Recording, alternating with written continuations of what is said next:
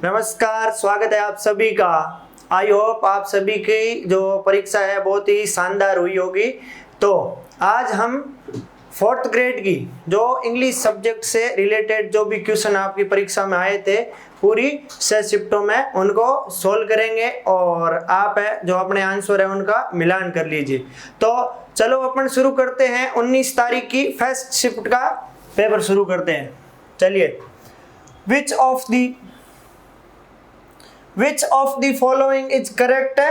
Transformation करना है, interrogative sentence को असर्टिव सेंटेंस में बदलना है। तो अब हमने पहले ही पढ़ा था कि कोई भी जैसे अपन क्वेश्चन करते हैं तो उनको एलिगेशन मेथड से करना है। जैसे जो 4 ऑप्शन पढ़े जिसमें से जो ऑप्शन कट रहा है उनको पहले काट देना है।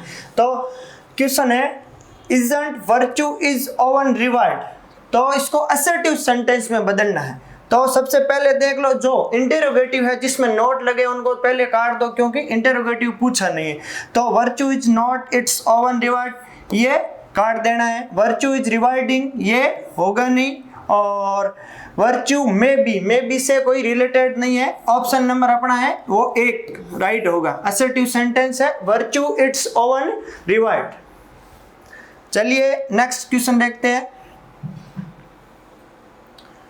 फिल इन द ब्लैंक्स यानी खाली जगह को भरना है। आई सा रोहित ए कंसर्ट लास्ट सैटरडे, यानी डेफिनेट निश्चित टाइम दे रखा है तो निश्चित टाइम को डिफाइन करने के लिए हमेशा प्रीपोजिशन है वो एट का प्रयोग करते हैं। तो I saw Rohit at a concert last Saturday.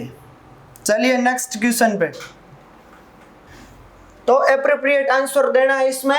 He hinted that he some pocket money, तो आपको जैसे ही अपन को पहले ऑप्शन एलिगेट करना है तो हेड के साथ हमेशा वर्ब की थर्ड फॉर्म आती है तो इसको काट देना है। और आईएनजी फॉर्म कभी अकेली आती नहीं है। और यहाँ देखो पूरा इसके अगर आपको पता नहीं लगता है भाई सेंटेंस में कौन सा है तो आसपास की वर्ब को देखना है। जैसे यहाँ आया हिंटेड है वर्ब की सेकंड फॉर्म है तो वर्ब की सेकंड फॉर्म पास्ट टेंस में आती है तो ये अपन को मानना है कि वाक्य कौन से टेंस में है, पास्ट टेंस में।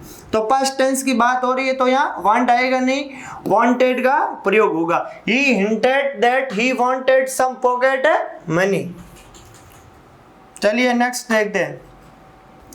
सही पैसिव वॉइस बताना है। जैसे इस पैसिव वॉइस एक्टिव पैसिव और डायरेक्ट इनडायरेक्ट में मैंने कहा था कि हमेशा आप एलिगेशन मेथड लगाओ। कम से कम 3 ऑप्शन ऐसे होते हैं जो बिल्कुल इकट्ठ हो जाते हैं और इसमें तो आपके 6 की 6 शिफ्ट में ऐसे प्रश्न आए हैं जो बिल्कुल ऑप्शन से आप कर सकते हो। जैसे ये प्रश्न पूछा है the lawyer gave Arun the details of his uncles. अब देखो गेव आया वर्ब की सेकंड फॉर्म है तो इसमें देखो कौन सा होगा, इज ये कट जाएगा क्योंकि प्रेजेंट है, सिंपल प्रेजेंट कंटिन्यूस टेंस है। और वॉज वाले जो भी ऑप्शन आएंगे तो ये ऑप्शन नंबर 4 इसको काट लीजिए। Arun was got, was verb के साथ है वर्ब की थर्ड फॉर्म। यहाँ Arun was given details of his uncles will the lawyer, option number C है वो आपका करेक्ट आंसर हो जाएगा।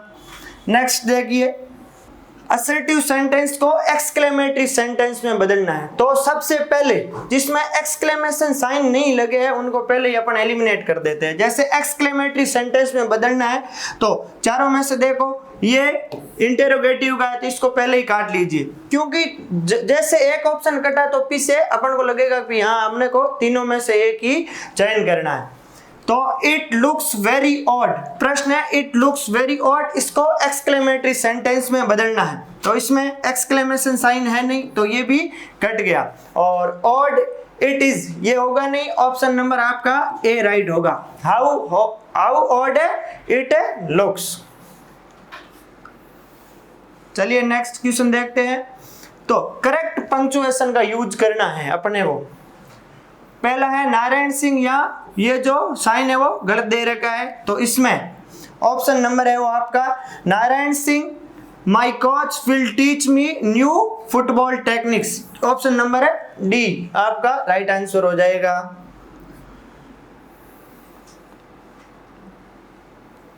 और नेक्स्ट है वो करेक्ट ऑप्शन का चयन करना है। जैसे air pollution is dash serious problem in Delhi these days, यानी एयर पोल्यूशन है वो।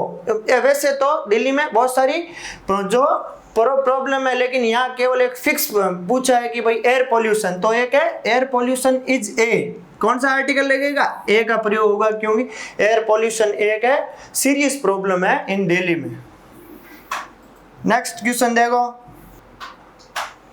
ट्रांसफॉर्मेशन का क्वेश्चन है, असर्टिव से अपने को किस में चेंज करना है, नेगेटिव सेंटेंस में। तो जिसमें पहले तो नेगेटिव में करना है तो नॉट आएगा, जिसमें नॉट नहीं है उसको पहले एलिमिनेट कर देते हैं।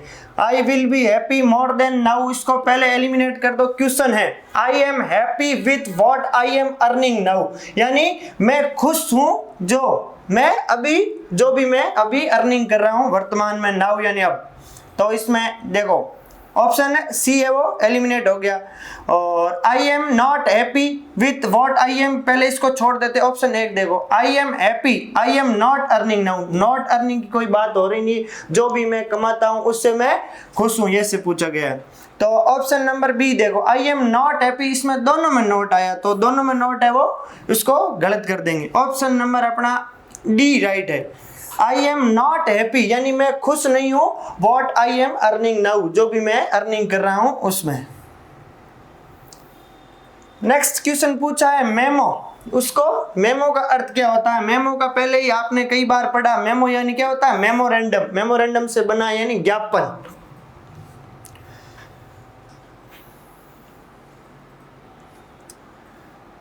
नेक्स्ट है आप इंग्लिश से हिंदी में ट्रांसलेट करना है, यानी 3 armed men barged into the manager's cabin, यानी 3 armed men यानी 3 हथियारबंद लोग, barged यानी घुस गए। अब देखो बात किस में हो रही है, जैसे barged यानी V2 यानी पास्ट की बात हो रही है, तो पहले अपने को एक हिंट पकड़ना है। जैसे हिंदी और हिंदी टू इंग्लिश जो भी क्वेश्चन ट्रांसलेट करते हैं उसमें पहले कोई भी एक शब्द पकड़ लो, उनसे अपना पूरा क्वेश्चन है वो सोल्व हो रहा है। जैसे बागड आया यानी बात किसकी हो रही है, पास्ट टेंस की। तो 3 हथियारबंद आदमी मैनेजर के कार्य कक्ष में आते थे, यहाँ कोई कंटिन्यूटी या कोई डेली रूटीन की बात हो नहीं रही है, तो इसको काट देना है। 3 हथियारबंद आदमी मैनेजर के कार्य कक्ष में घुसने वाले थे, ये भी बात नहीं हो रही है क्योंकि बारगड यानी घुस गए थे, ऐसा है। 3 हथियारबंद आदमी मैनेजर के कार्य कक्ष में जबरदस्ती घुस गए, ऑप्शन नंबर अपना सी है वो राइट होगा। और कार्य कक्ष में दाखिला दिया, तो कोई हथियारबंद लोगों को दाखिला देने वाले कोई भी नहीं है, तो ऑप्शन नंबर अपना 4 है वो क्या हो जाएगा, गलत हो जाएगा। तो इसमें ऑप्शन है सी राइट होगा। अब डायरेक्ट स्पीच को इनडायरेक्ट में बदलना है, तो कैसे बदलेंगे। He asked, what were you reading yesterday night? अब what were आया, अपने को पहले टेंस देख लेना है, तो what were है तो सीधा जिसमें was were या was were आएगा उसको किस में बदलेंगे, हेड प्लस थर्ड फॉर्म। अब चारों में से कौन से ऑप्शन में हेड प्लस थर्ड फॉर्म है, जिसमें हेड प्लस थर्ड फॉर्म नहीं है उसको पहले एलिमिनेट कर दो। ऑप्शन नंबर 4 में नहीं है, प्रीवियस नाइट इसमें भी नहीं है, was आया है, इसमें है, तो केवल एक ऑप्शन में हेड प्लस वर्ब की थर्ड फॉर्म है, अपने को ज्यादा दिमाग लगाने की आवश्यकता नहीं है। He asked what I had been, यानी WH वर्ड होता है, उसकी शुरुआत वापस किससे होते हैं, WH वर्ड से ही होती है। नेक्स्ट क्वेश्चन देखिए आप,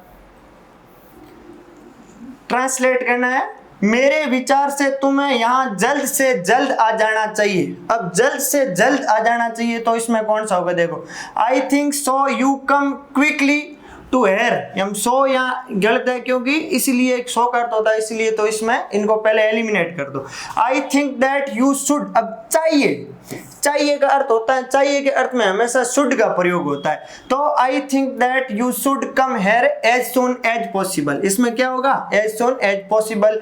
और I think that you must arrive to this place quick, यहाँ क्विक नहीं आएगा, एडवर्ब आएगी क्विकली, इसलिए ये सेंटेंस क्या है अपना रॉन्ग है।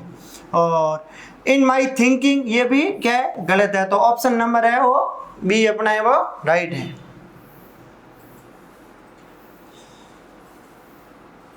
अब देखो fill in the blanks to given sentence क्या करना है, एप्रोप्रिएट वर्ड भरना है इसमें। You may play with my pet, pet यानी क्या होता है, पालतू।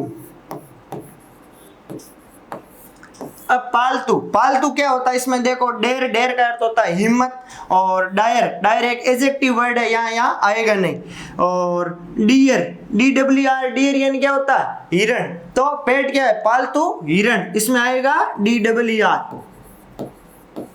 तो माई पेट डियर बट माई, अब इसमें क्या आएगा, बॉय, बॉय है वो, डियर यानी प्रिय बॉय। अपन कहते हैं जैसे डियर स्टूडेंट, कोई भी अपना प्रिय होता है, तो यहाँ पहले में आएगा डियर और दूसरे में डियर यानी प्रिय। ऑप्शन नंबर अपना सी है वो राइट हो जाएगा। नेक्स्ट क्वेश्चन देखिए,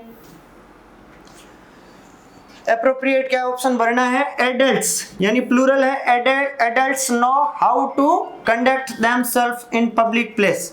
अब प्लूरल है तो मच का प्रयोग यहाँ अपने करेंगे नहीं। और मैनी ए और एन का प्रयोग हमेशा किसके साथ होता है, सिंगुलर के साथ। यहाँ एडल्ट्स प्लूरल है तो यहाँ मैनी ए और एन का प्रयोग होगा नहीं। तो ऑप्शन बी अपना राइट है, many adults know how to conduct themselves in public places. Next question, एक बार आप अपने आंसर देख लीजिए, फिर अपन इसका विस्तृत डिटेल्स है अपने टेलीग्राम चैनल पे, इनकी विस्तृत आपको एक PDF भेज दी जाएगी। Identify the grammatical most appropriate option भरना है। जैसे आपने ये कई बार पढ़ा है, आई हैव नेवर सीन, जिसका अर्थ होता है मैंने इसको पहले कभी नहीं देखा। तो जिसमें भी है एक ऑप्शन ही है, आई हैव सीन या I have never seen. Option number B, I have never seen such a beautiful sunset, यानी मैंने ऐसा ब्यूटीफुल सनसेट पहले कभी नहीं देखा। आई हैव नेवर सीन का अर्थ क्या होता है, इनसे पहले कभी नहीं देखा। और आई सीन, ऑप्शन सी वो रॉन्ग हो जाएगा। आई नेवर हैव, ये सेंटेंस क्या है अपना, गलत है। तो ये थे 19 तारीख की फर्स्ट शिफ्ट के पेपर। तो चलिए, धन्यवाद।